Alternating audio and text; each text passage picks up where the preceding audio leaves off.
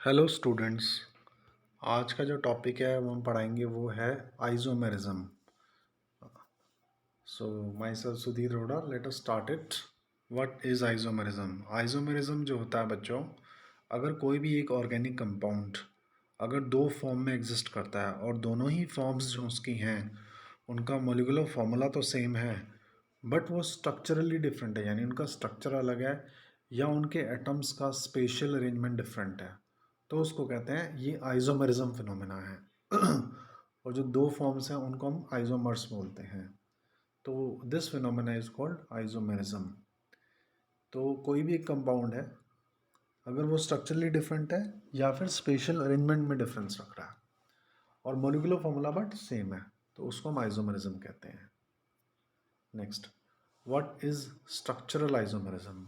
अब compound structurally different है तो उसको हम कहेंगे स्ट्रक्चरल आइसोमेरिज्म है। मॉलिक्यूलर फार्मूला सेम है, यानी कि कोई भी एक कंपाउंड दो फॉर्म्स में एग्जिस्ट करता है बट स्ट्रक्चरली वो डिफरेंट है और मॉलिक्यूलर फार्मूला सेम है, यानी कि दो ऐसे कंपाउंड्स हैं जिनका मॉलिक्यूलर फार्मूला सेम है बट वो स्ट्रक्चरली डिफरेंट है, तो उसको हम कहेंगे स्ट्रक्चरल आइसोमेरिज्म। जैसे कि हमने एग्जांपल भी दिखाया है, ये हमने 4 कार्बन वाला कंपाउंड लिया है, यानी कि हमने एक तरीके से ब्यूटेन लिया है और जो ब्लैक बॉल्स हैं वो इसमें कार्बन है और जो ग्रे बॉल्स हैं वो हाइड्रोजन है और जो ग्रीन कलर का है वो एक फंक्शनल ग्रुप हो सकता है या कोई भी हो सकता है, जैसे Cl हो सकता है, हेलोजन हो सकता है।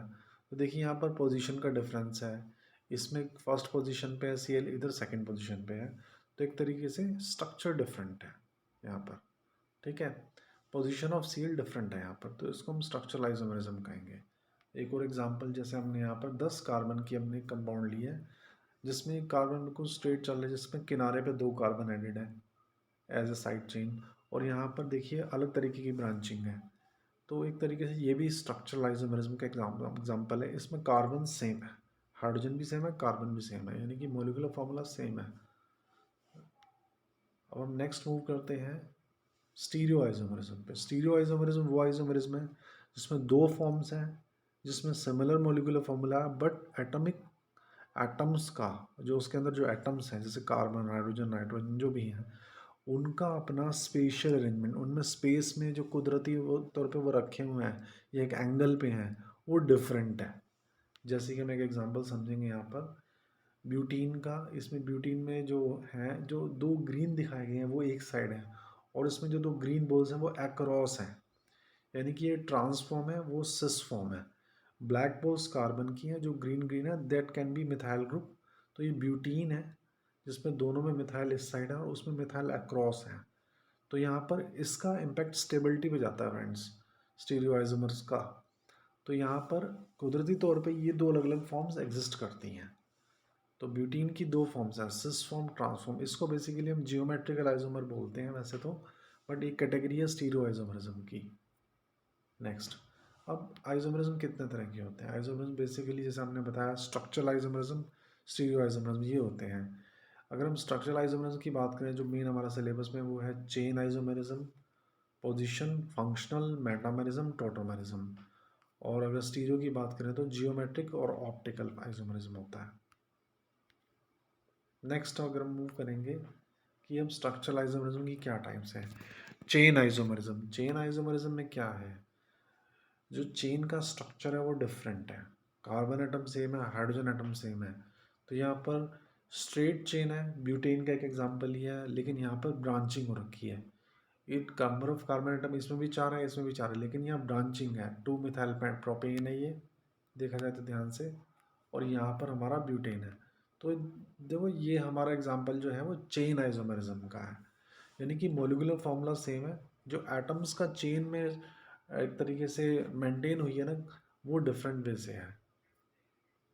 अब नेक्स्ट है पोजीशन आइसोमेरिज्म। पोजीशन आइसोमेरिज्म में क्या है, सिमिलर मॉलिक्यूलर फॉर्मूला है but position of functional group या डबल बॉन्ड डिफरेंट है। जैसे हमने अभी एग्जांपल दिया 1 क्लोरोब्यूटेन और 2 क्लोरोब्यूटेन का, तो यहाँ पर जो ग्रीन कलर की जो हमने बॉल दिखा रखी है, ये एक में एक पोजीशन पे, एक में सेकंड पोजीशन पे है, यानी कि एक में क्लोरीन जो है ग्रीन कलर का दिखाया है वो फर्स्ट पोजीशन पे है अगर काउंटिंग करें तो लेफ्ट साइड से। और अगर हम अगर दूसरे कंपाउंड में देखें जो कि है 2 क्लोरोब्यूटेन यानी 2 क्लोरोब्यूटेन है, उसमें वो सेकंड पोजीशन पे है। तो ये एक तरीके से ये पोजीशनिंग डिफरेंस है पर्टिकुलर फंक्शन ग्रुप का, या फिर डबल बॉन्ड का भी हो सकता है, तो इसको कहेंगे हम पोजीशन आइसोमेरिज्म।